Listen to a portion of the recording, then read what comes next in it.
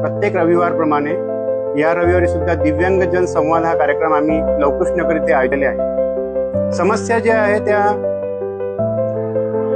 न सोडवण्यासारख्या अशा काहीच नाही, सोडवण्यासारख्या समस्या आहे। परंतु पुन्हा मी सांगू इच्छितो, पूर्णपणे माहिती दिव्यांग मित्राला आहेच नाही।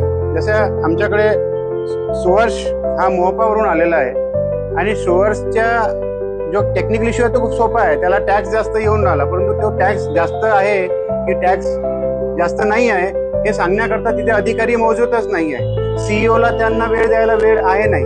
पुन्हा जे अधिकारी आहेत ते हलक्यामध्ये घेतात, त्यांना तारखावर तारखा देतात। एक दिव्यांग व्यक्ती ला खरंच वारंवार तारखा द्यायला पाहिजे का? हा आमच्या दिव्यांग जन संवाद कार्यक्रम तर्फे सगळ्या अधिकाऱ्यांना प्रश्न आहे की जे अधिकारी वर्ग आहे, जे शासनाचे अधिकारी आहे, जे कॉन्ट्रॅक्टर आहे, ठेकेदार आहे, यांच्यामध्ये जो गुंता झालेला आहे, या गुंथाळ्यामुळे दिव्यांगांची कामं होत नाही आहे हे मला आज आम्हाला समजून आलेलं आहे।